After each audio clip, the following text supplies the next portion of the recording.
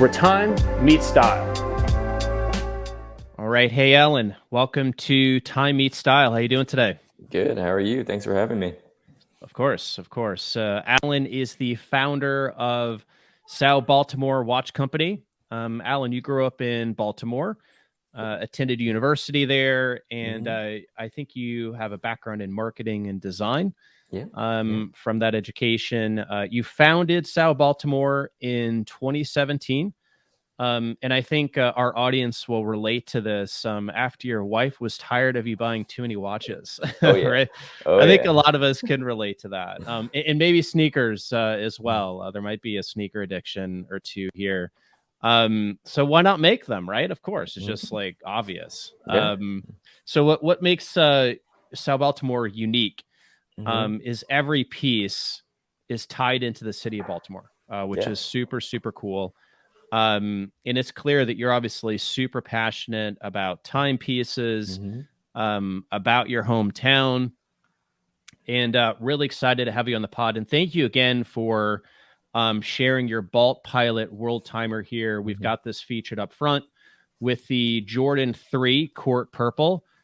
This is going to be the featured pairing that we're going to spend some time digging into as we get into the pod here. So, Alan, thanks again for jumping in. Appreciate it, man. Yeah, thanks for having me. This is awesome. Of course. All right. So I'm in business. I'm a technology sales guy, and I'm always fascinated with the startup story, right? Because in sales, you're going out and you're literally building something from nothing. Now, for me, like I've got a company behind me that's giving me resources to go out and build up the business. You literally started this, on your own, right? I think it was like a Kickstarter thing, and you kind of get out on it. It's absolutely inspiring and fascinating. Definitely the hustler mindset, a lot of passion and perseverance. So my first question for you here, in a little bit of context to set this up for the audience, is so you worked at Henderson-Webb for, I think, just over 11 years in advertising and marketing, right? And I think you left there around 2022. Is that right? 2022, November 2022. Yeah. So that means that you were starting up Tsao Baltimore, and you were working a day job for about 6 years, and you have a family as well, right? So help me understand, like, how did you navigate all that and turn the brand into what it is today? It's funny, time management. Of course. But I don't know, it was a passion of mine, to really do my own thing and to build something from scratch, something that I am absolutely passionate about, and then to just like see it grow and see what I can do to really build up this brand, build up this watch company. It was tough, juggling, grad school, family, the day job, then starting up the business. It was tough. It was definitely a very tough few months, just grinding. When we first started on Kickstarter, our actual first 2 designs were on Kickstarter. Fortunately, did really well and really helped, kickstart the company. But again, with anything in Kickstarter or anything you start up, you don't realize the little costs, the hidden costs behind a product. And we actually, the first model, we actually lost money because we priced it so low that we're not realizing, anything.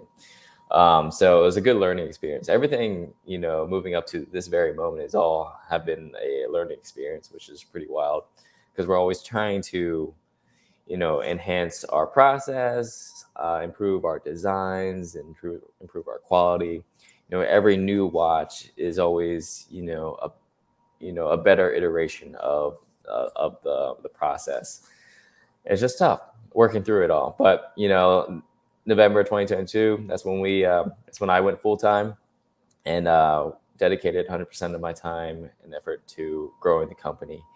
And so far, it's doing well. We're really, really excited. Yeah, absolutely. It's a super impressive brand with some outstanding models, and look forward to digging into some of those. So you talked about like time management, obviously. So if you're out with friends or meeting someone new and they're like, hey, what do you think about that new Netflix series? And you're like, yeah, no, I don't have time for Netflix, right? Cool, watches. Yeah, exactly. So Exactly. basically, everything was just, if I wasn't working the day job, if I wasn't with the family, I would be doing watch stuff. Everything, every little second that I can put into doing, enhancing the brand and the company, I would put the time into it. So fortunately, during grad school, I used a lot of the, assignments, building up a marketing plan, building a business plan, using case studies. I would actually use my company as the example. So it really helped put the time, putting two things in one, passing the classes and then, building the company. Right. No, that's smart. Mm-hmm. That's really smart.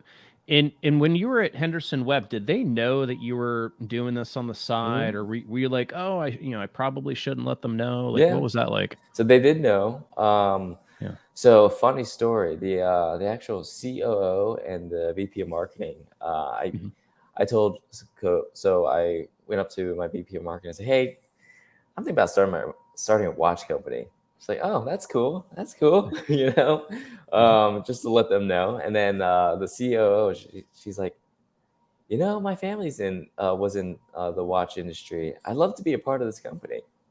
So they actually were partners in the company for maybe 3 months. And then, so I started designing a watch, and then, not knowing how to do anything, finding a manufacturer. I just found quick Google search, found a manufacturer to possibly do something.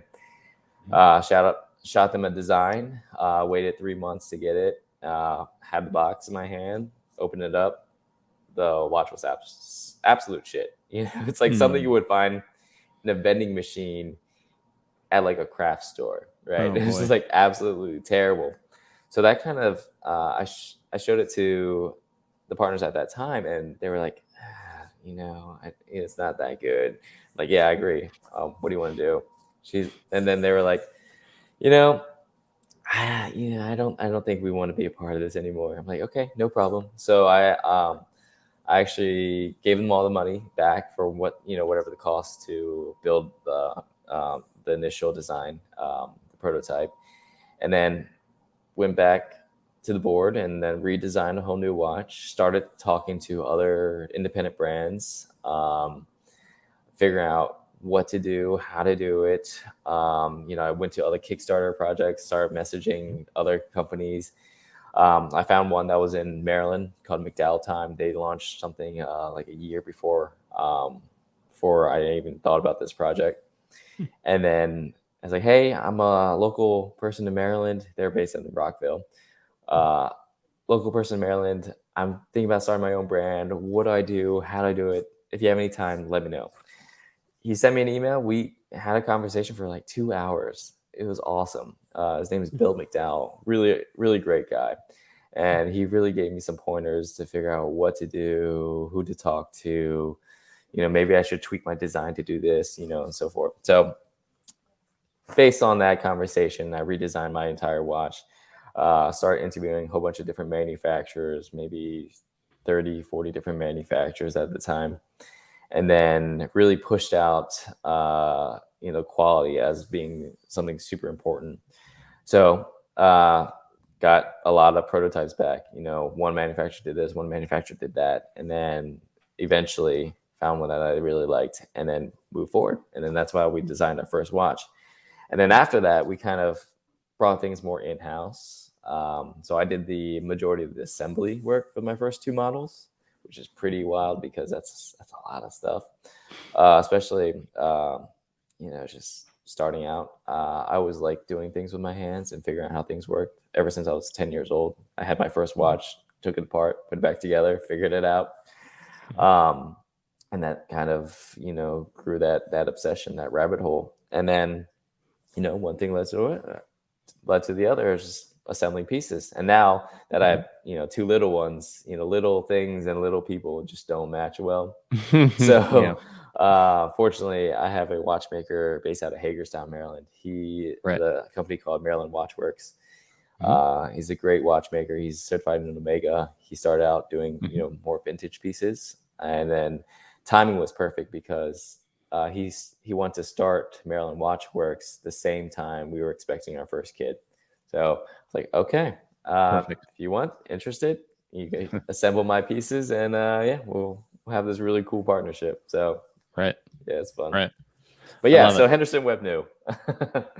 Right. And then they back to your question, and they knew, and they see the progression, which is awesome. When I was there, they were incredibly supportive. They're still supportive. They like my posts and here and there, so it's all good. That's really cool. That's really cool, because I think for a lot of folks with the evolution to work from home, a lot of professionals are finding themselves that they have a little bit more time, and many are investing that into maybe starting something new. Absolutely. And as a result, I know some, including myself, are like, how much should I let my employer know what I'm doing, right? And how will that impact, their perception of me? Like, will they be supportive, etc.? Yeah.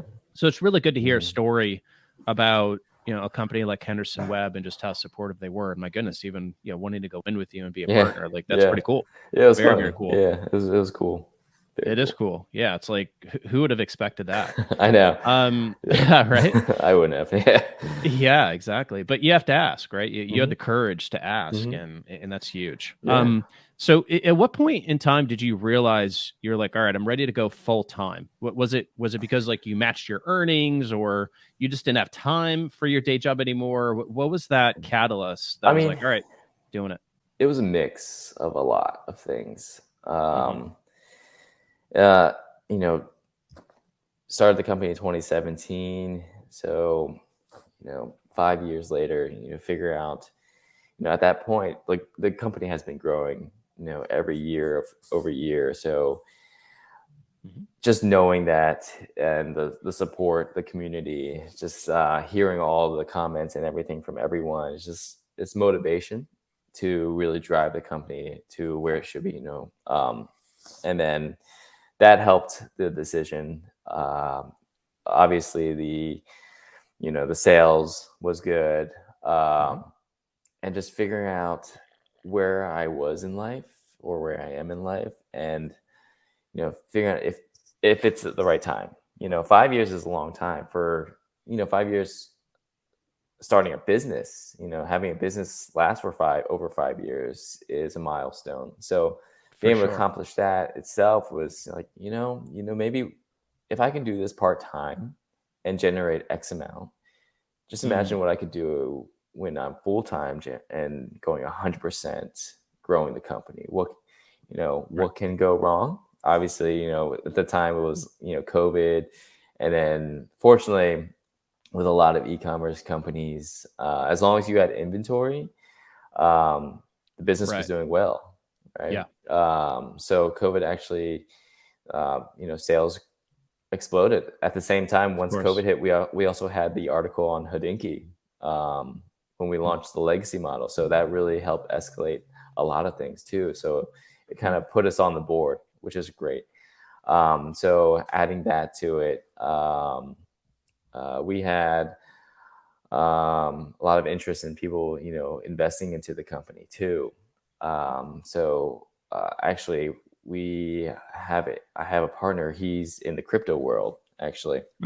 His company's called Flux, and he actually invested in the company to really help grow it. And we're developing actually new technology into a very traditional industry, which is really unique. We could talk about that later, but just something different. And just the opportunity was just, it was there. So I needed to go full time. I needed to make the decision, for the family, for, my stress, just the way of life, and ultimately made that decision. And my wife was supportive. We already had our first kid, and we're actually expecting our second the same time I was thinking about this. So it was a tough decision financially, because we no longer have, that, the day jobs, consistent paycheck. So it was scary. but I'm not one that wants to fail, or no one wants to fail, but Sure. failure is never an option. Right. If I'm 100% on something, I'm going to go 100% on it no matter what. And I'm going to do whatever it takes to make sure that I can provide for my family and make sure that the company grows and grows to what I feel it should be at. So it's just motivation, passion, Yep. and it's a lot of everything. It's an awesome mindset, man. Mm-hmm. There's the story of in Napoleon Hill's book, Think and Grow Rich. Mm-hmm. He tells a story around the beginning of it's probably some like 19th or 18th century captain of a boat, Mm-hmm. and he's got a crew with him, and they're going to attack this island, and they get to shore, and he burns the boat. Mm-hmm. And he's like, "There's no retreat. Like, we're coming here to win, right?" Yeah. You're just not And coming back. you burn the bridge behind you, you burn the Mm-hmm. boat, whatever it Mm-hmm. is. It's like, all right, Yeah. hey, It's yeah, it's forward not or an nothing. option. Yeah. Yeah, exactly. Mm-hmm. Mm-hmm. Exactly. I love it. And that's absolutely, why you have gotten to the point you are today. So congrats. That's awesome, man. Mm-hmm. Thank you. Thank you. So let's talk a little bit about Baltimore, right? So Mm-hmm. Baltimore is a huge inspiration for you. Yeah. You've got the Torsk diver after Mm-hmm. the submarine. You've got the Mm-hmm. Constellation Mm-hmm. after the USS Constellation. Yeah. You've Yeah. got obviously the Balt-Pilot, which we've got here Mm-hmm. after the Martin Baltimore Baltimore. 187 bomber. Mm-hmm. Mm-hmm. So talk about like what was that point where you're like, man, there's so much interesting culture and history here in Yeah. Baltimore. I'm going to tie that into my brand. Mm-hmm. I mean, being born and raised in Baltimore, it's something that I've always been passionate about. So it's easy to work on something that you're passionate about. You're passionate. There's watches, and there's Maryland, there's Baltimore, there's people in Baltimore. There's the different stories and history that we can totally relate and put into a design, into a watch, which is pretty cool. It's just something different. It's kind of like our niche, I guess. Right. And again, it's something I'm passionate about. If Right. I'm not passionate about it, I can't really sell it. It's because people can tell when you're passionate about something and when they're not. So. Oh, totally. Now, are you a history buff? Because there's obviously a lot of history tied to your watches. I'm not. I mean, not really a history buff, but I do love the characteristics and design of history. How that can be applied. Yeah. Okay. So you take something like the Constellation, the Torsk diver, the Balt-Pilot. You look at those objects, and that's your inspiration for what you wanted to design into the watch. Yeah, absolutely. Like the Torsk diver was a submarine, so I wanted a nice industrial like dive watch. Hence, the crown guard, and then you have the tag on the other side. And then you have the Constellation. It's got the white chapter ring that matches the USS Constellation ship. We actually had this blue color that was color matched to the bottom of that ship because of the oxidation, which is really cool. So it's just little things here and there, and it's just fun because with the Torsk diver, the original Torsk diver, we did a pickup event on the submarine itself. So we worked with the historic ships of Baltimore, and they allowed us to put like a tent right on top of the submarine. People will walk on board, tell me their name, their order number. I'd give them their watch. So I'll give them tickets to see all the other ships around Baltimore. It was a great time. So it's more than a watch. It's kind of like a story on your wrist, or something that relates, something that you can be proud to wear. So it's just fun. I love it. I love it. And that is a lot of the inspiration for my brand, Timely Souls, is when you tastefully pair a watch with a shoe, it becomes more than just like an accessory, but it becomes a story that you can tell. Right. And so I love the idea of putting something on wearing it and being able to tell a really cool story about what inspired you to wear that today. And we're definitely going to get to this pairing here to dig into that. So I do want to spend a few minutes just talking about the manufacturing and like the movements. So you have your own movement, the MD1, that you've kind of designed and manufactured in Baltimore, right? So it's all assembled in Maryland. And assembled, yes. Right. So it's based on the ETA 2824 or a SW200 movement. And then my watchmaker, he does all the assembly work. We also decorate it. We black it out, glue out the screws, regulate it to plus or minus 8 seconds accuracy a day.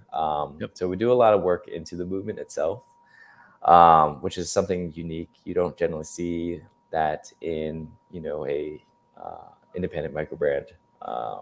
It's just different.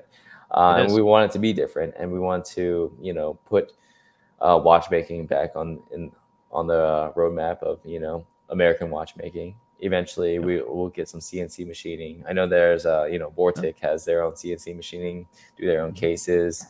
We want to do something similar in that aspect, but for our pieces. But it's just, again, it's time, a lot of money, a lot of knowledge. You can buy a CNC machine, sure. You just need someone to know how it works and how to maintain it. The maintenance part is what's really pricey. Totally. So just figuring that out. We'll get to that point though. Yeah, absolutely. I know a lot of micro brands are really forging ahead with more manufacturing in the US, and it's really cool to see the MD1 movement being a part of that evolution here in the US. Color and design is obviously a huge part of your brand as well. We talked a little bit about design and like the inspiration, for like the Taurus Diver and the Constellation, etc. Colors, your colors pop. They're really incredible. I like color. Yeah, absolutely. You do a great job. Like, so the Camden and orange is one of my favorites. We've obviously got like the Raven here, which is the rich dark purple. And honestly, like the video here doesn't even do it justice. Like you really got to have it at hand, and it's just incredible. The rich color there. So tell me, why did you also look at like color as a way to kind of really differentiate and distinguish the brand? Well, with every city, every state has their own specific color tones and stuff like that. And of course there's the traditional aspect of color. You get your blues, your blacks, your whites, your greens. But with, being from Baltimore, we have a lot of, sport history. We have the Baltimore Orioles, orange and black. That's why our orange is called Camden Orange, because of Camden Yards. We have Raven Purple, Baltimore Ravens. So, color is a good relationship, or people can relate to a lot of products, not just design, but color is another avenue. So why not, integrate a color that really speaks to you? Not everyone loves the generic traditional colors, and I love being, bright, colorful, yellows, the light blues, and so forth. So why not? A watch is, it's more than a watch. It's something that you can be happy to wear at all times, enjoy wearing it, enjoy looking down on your wrist and seeing the bright colors, having someone come over to you and say, yeah, that's a cool watch. It's just fun. And that's what it should be at the end of the day. It's just a fun watch that you can talk to someone about. Right. Be distinctive, have fun, and look good. Right. That's those are the things that I'm always trying to strive for with my pairings. And color is obviously a huge theme within sneaker and shoe world as well. So like the Jordan 3 Court Purple that we have here paired with your Balt-Pilot, that is a Laker colorway, the Court Purple. You've got obviously like the black dominating, but you've got the purple down around the midsole. And behind me, You've got obviously like the Chicago Bulls colorway with the Jordan 1s. You've got the UNC Tar Heel blue in the Jordan 1 as well. Obviously, like two very, very popular colors and very much tied to the history and legacy of Michael Jordan, right? Yep. So color is a huge part of products. And I think it's, so smart for you to lean into that with Tsao Baltimore. Hey, this is Eric. I'm a sneakerhead and I love luxury watches. Timely Souls combines both passions. We help enthusiasts to tastefully pair the right sneaker and watch, be distinctive, have fun, and look good for one of three occasions: the big event, the business trip, or date night. Think about the opportunities when you merge the right color scheme, story, and design when you match the right sneaker and watch. That's what fuels my passion here at Timely Souls. Welcome to Timely Souls, where time meets style. Awesome. So I also, in researching and learning a little bit more about your business, and obviously your background is in marketing, and it's like clear as you think about some of the things that you've been doing to build your business. You've got an Airstream for mobile events, which is super cool. Thanks. You partner with like watches and whiskey shows. And obviously you and I met at Wind Up in New York City, right? So like you're out there, the whole event thing. Yeah. You try to be. I know. Time management. Oh right? yeah. So tell me a little bit about like how the marketing has helped to really drive your business, and I'm particularly interested in like the Airstream story because that's so cool.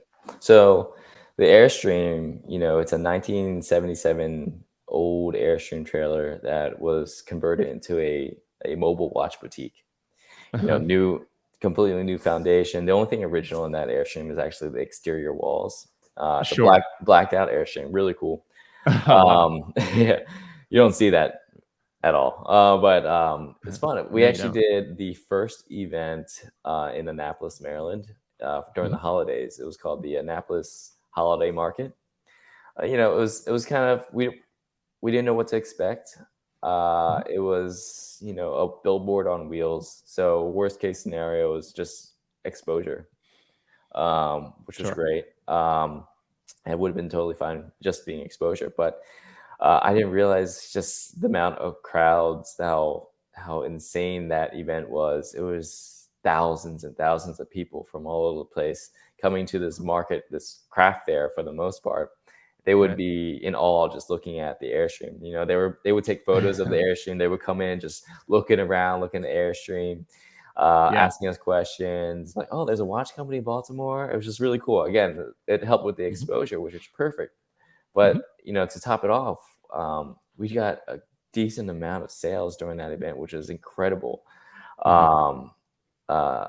actually sold more than what we sold at Wind Up, which is really cool.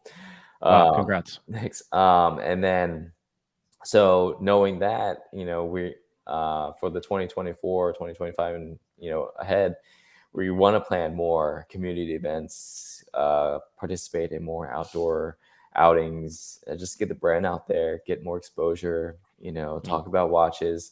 We're gonna start our own podcast, talking about watches, just going to average people, bringing their collection, and it's like, tell me about your collection. Tell me what speaks to you. Why did you choose this watch? You don't have to talk about my watches, but watches in general. So we're actually opening up our official showroom in Baltimore, or Hamden, Baltimore. And we're going to have a podcast studio in there. Of course, we'll have our watches on display. We'll have a nice little lounge area. It'll be really cool. Just nice little experience, because we don't want to drive, we don't want to be too salesy. We don't want to push it just, like a jewelry store or something, but we just want you to enjoy it, talk, get to know me. I want to get to know you, and just create a relationship. At the end of the day, more people are willing to, support, people that they know. So that's really what we're going with. It's just creating a relationship. Yep. In my research on your brand and your background, like community is something you talk about a lot, right? And I think that very much ties in with the comments that you just made. So That's really cool. Are there pictures of the Airstream? I Yeah. haven't seen them. There's a few But I'd love pictures. to. We posted some. I'll Okay, on our Instagram or Facebook. great, I should probably great. add it to our website. I'll probably add it to our website just because it's fun. Um, Yeah, yeah, yeah, yeah, yeah. it's pretty awesome. Love it, love it. Very cool. Yeah, congrats on that success there. And I think as things like heat up into spring and Mhm. summer, like the Airstream is where it's going to be at. It's And funny. One of the reasons why we got the Airstream, other than Oris had their Airstream, Jack Mason had an Airstream, so I was like, oh man, I want an Airstream. But other than that, it was a year before that there was an event, supporting Ukraine, and in Baltimore City, and it happened to be, we were one of the vendors there, and it happened to be one of the hottest days in Baltimore. It was like 103 degrees. It's like, oh my god, I don't want to do any of these outdoor things without like being covered with like a air condition or anything. So I was like, I need a trailer. And yeah, that kind exactly. of started the rabbit hole of trying to find one. So yeah. Yeah, you got it. Love Mhm. it. Earlier in the conversation, you referenced a partner that is Mhm. kind of in the crypto space and has helped to kind of invest in that area Mhm. for your business. And so I noticed as I was looking at your collection, you've got an NFT link collection, Mhm. including the bronze Bitcoin meteorite. Yeah. What a Yeah. cool name! Yeah. And so, are you a crypto enthusiast? I wouldn't say I'm a big enthusiast. I mean, I wouldn't say I'm enthusiast. I'm still very new to it. Okay. Yep. Um, which is it's a fun world. Just the community behind crypto and Oh, behind huge. various crypto coins and everything. Yeah. It's awesome. Whole new world basically. Yes. So my partner, he owns his own crypto company, or Okay. decentralized hosting basically. Okay. But we're developing an NFT authentication platform, allowing people Right. to scan a product of value and to make sure Mhm. it's real, as long as it's connected to an NFT hosted on blockchain through our system. Mm, right. So, if you think about all the things that can be counterfeited, Rolexes, Of course. LV purses, sneakers, Yeah. basically putting a series of code, and that code can be put into, for example, your shoes, like the soles, or behind, Right. you know, wherever, or in the watches, in the movement, in the bracelets, in the Mm, behind the glass, or something, whatever you want to be, to make sure it's authentic at any given time. hmm So you could eventually scan the piece. It'll link to the NFT. As long as those hmm two talk to each other, it's authentic in that aspect. Right. It's Right. also basically creating a profile. If ever a watch needs to go to get serviced, as long as it's one of our authorized watchmakers, they'll go into the back end. They'll put the hmm notes down exactly what they did. Change out a mainspring, change out a battery if it's quartz, Right. regulated, whatever, change out the crystal. It's all going to be in this single, connected to the NFT. Right. You're going to know the model number, the watchmaker that assembled it, when it was manufactured, everything. So it's basically a history and life of that piece, and like a Carfax report for a watch. Sure. Right. And eventually, we're creating a marketplace that allows people to buy, sell, and trade, kind of like StockX, but hmm with actual authenticated NFT uh, products. So it's pretty Right. cool. It is cool. And would that tie only to like brand new products that integrate the technology, or do you have like a vision for secondary Yeah, market goods yeah, as we well? do have a vision for secondary goods. Okay. Yeah. Basically, you would send in your product to us, and then we would have it authenticated. We'll mint Mhm. out an NFT directly for that specific product, and then basically it'll be the same process, and you'll tell us where exactly you would like a series of code to be placed into your Mhm. whatever good it is, and Mhm. then goes from there. Then we'll resend the product back to you, and we'll send you the wallet address and everything linked to the NFT, so full Mhm. ownership belongs to you. We're also Mhm. doing uh, basically partial ownership, or basically you could sell a portion of your NFT Oh, like a Yeah, fractional. Yeah, fractal, yeah, whatever. Yeah. exactly, Yeah. Yeah. Yeah. exactly. So, say you have, a limited edition Jordan, right? Right. You don't want to sell your Jordan, but you do want to sell a portion of it, Right. NFT side. So whenever you do sell that shoe, the portion, you'll get your money, and then whatever portion other people have purchased, the percentage of it, they'll get that sale. So everything, all the sales will kind of go through our marketplace. Mhm. If you have a watch, if you have like an AP, you're spending $70,000. Mhm. But if you want to basically fractionalize ownership of that specific AP, you can. I know that in the high-end art world, Hmm. that's something that's happening Yeah, already today. yeah. Is that type of split ownership. Hmm. And I completely agree that the collectibles market, watches, sneakers, baseball cards, I Hmm. mean, whatever, it's all going in this direction in Yeah. terms of being minted on Hmm. a blockchain through an Hmm. NFT. Yeah. One of the projects I'm pretty actively involved in is Artifact. Hmm. So Artifact, they were actually they were purchased by Nike a couple years ago, and they have really an incredible community and are doing a lot with both physical and digital sneakers, Hmm. and other projects as well. But what particularly draws me to them in particular is they recently did a dunk, and just kind of like redesigned it with their Hmm. own touch, and you could have an NFT of it as well as a physical Yeah.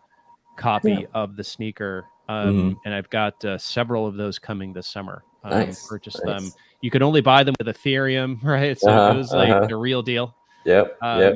And I've got the NFT and like my MetaMask wallet Uh-huh. and all that type Yep. of stuff. So Yep. Yep. it's very, very cool. Awesome. Well, Yeah. exciting to hear. Thanks. And Thanks. so let's talk a little bit about Timely Souls Hmm. and kind of matching watches and sneakers. And let's first talk about kind of like your perspective on fashion, and Hmm. what do you think about shoes? Like what type of shoes or sneakers do you have in your closet? Like do you Uh-huh. ever think about pairing anything with your Yeah. watches? Like I it mean, could be a hat, right, or a uh-huh. belt, or much Yeah. less a shoe, right? Yeah. No, all the time. All the time. I wish I was into sneakers more. Being in the day job was more in the corporate world, so it's black brown Yeah. shoes, leather Right. shoes. So you couldn't really you know create personality with that. But again, I would have like a leather strap on my watch, or Right. depends on what type of shirt I'm wearing. If I'm wearing a suit that day, then of course dress it up. So it was kind of tough for a few years just because I couldn't get into sneakers because I just couldn't wear it. Yeah. Right now, being a dad, I'm more of a more comfort over fashion at this point. Yeah. Uh, I get it. at any point, I'd be wearing like slippers if I could. But it's just tough. Especially COVID also did a lot of things because everyone was working from home, so Right. not many people needed to dress up anymore. Now people can really bring out their own personalities into fashion, which is really cool.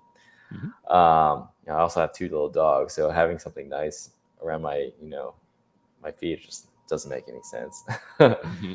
Yeah, I get it. But yeah, I mean, I've been drawn into, I'm like watching YouTube videos and just watching all the sneaker cons and everything, just Mhm. watching all Mhm. these shoes. I was like, oh man, I should probably get some Nikes, But again, Absolutely. that's drawing into a new rabbit hole that I'm afraid of going into. It's addictive. Yeah. Just look Uh-huh. behind me. Yeah. It can be a rabbit hole for Hmm. sure. Hmm. But it's a fun one. Yeah. It's a fun one. So let's talk a little bit about this pairing that we've got in front of us, right? So we've got the Jordan 3 Core Purple. We've got the Balt-Pilot Worldtimer Raven. So your Balt-Pilot, this is really a premium piece. I've had a lot of fun, kind of Mhm. handling this. And again, thank you for sharing this one with us for the Yeah. pod. It's a very premium presentation. Again, we've already referenced like the dial and just like the deep, rich color purple Mhm. there. Obviously, like very relevant to the Raven.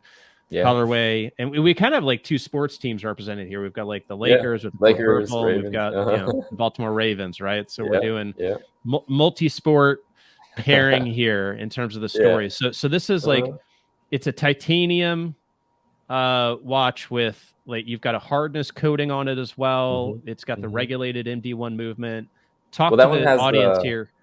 That one has the Seiko NH34 movement in that one. Okay, got it. Great. Thanks for clarifying that. So talk to the audience a little bit about like kind of the inspiration around this one and what really attracts you to it in particular. Yeah. So first, because Maryland has a lot of history in military and everything, and there's the Martin State Airport, which before the Martin State Airport, they actually manufactured a lot of the World War II planes, aviation, and technology through there. So there's a lot of history in that. And they actually manufactured the Martin Baltimore 187, which was actually meant for our allies.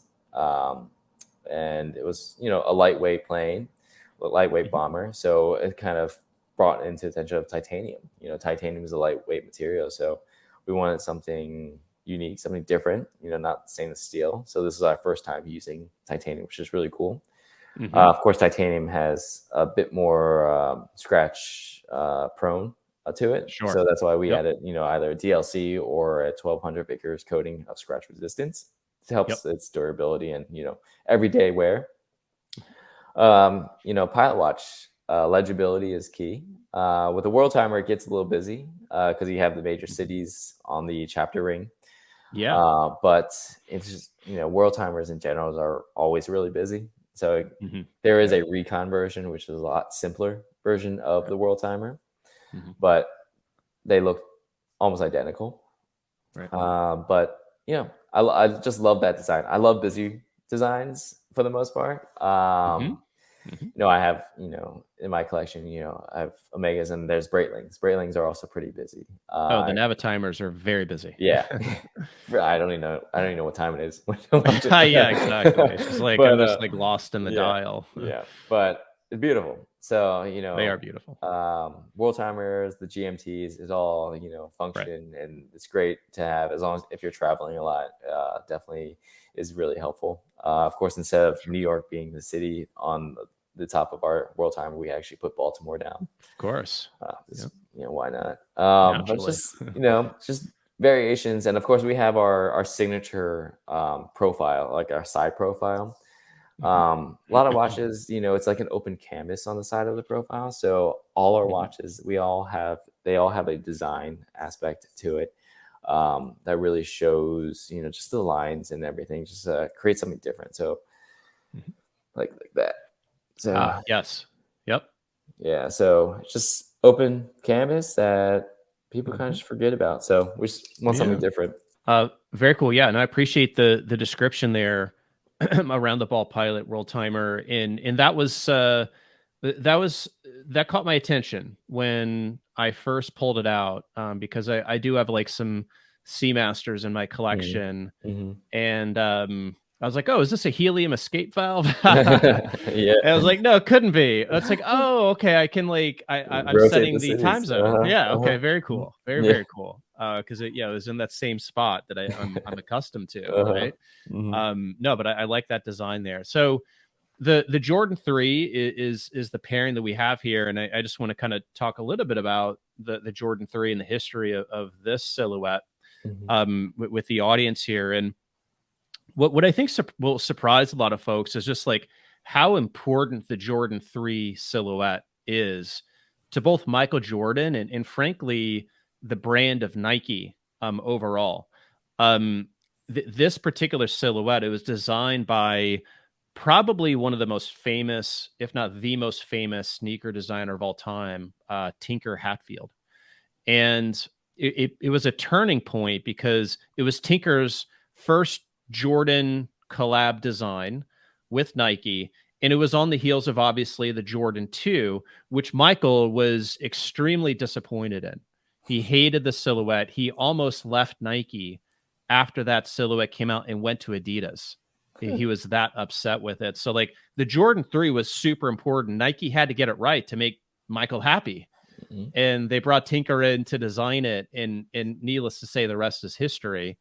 But it was really like a turning point for the partnership between Nike and Michael Jordan. And I think it's widely acknowledged as the shoe that saved Nike, solidifying that presence in obviously the athletic footwear industry, NBA, basketball, and super, super important sneaker here.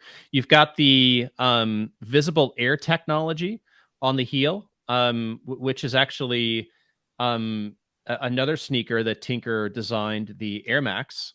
So it was, he was able to kind of pull that design from something else he had done, and it ended up being like a hit, placing that that visible air technology into the Jordan 3. You've got the Jumpman logo on the tongue here, which like revolutionized the whole sneaker design, and marked the beginning of that lineage where you've got that really primarily on the tongue for all subsequent models. So the Jordan 3 on like the hype scale, if you will, is typically like very, very much up there. Like you've got the Jordan 1, the Jordan 4, the Jordan 11, and then probably the Jordan 3 in terms of like rankings around hype and popularity around the Jordan brand and their sneakers. And we talked a lot about color earlier here in the podcast.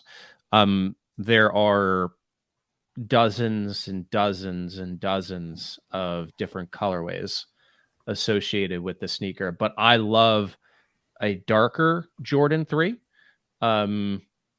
just for my own personal taste.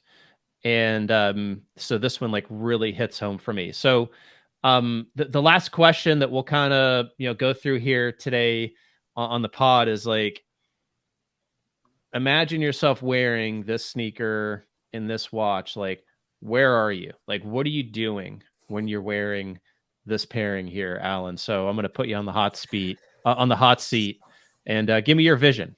I'm going to a Ravens game. Okay, yeah.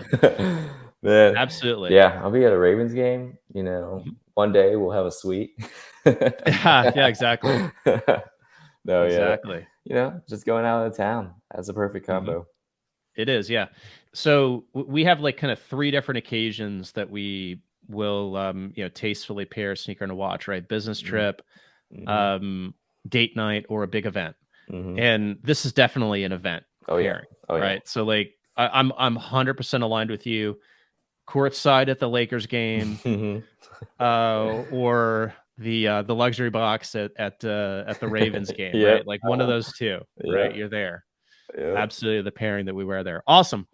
Well, Alan, thank you so much for joining Time Meets Style. Yeah, thanks for having me. Souls podcast here this morning. Yeah, absolutely. It was a real pleasure.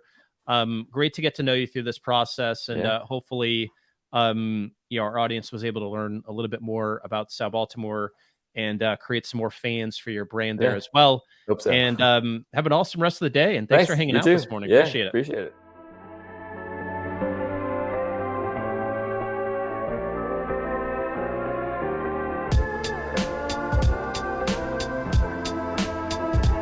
Where time meets style.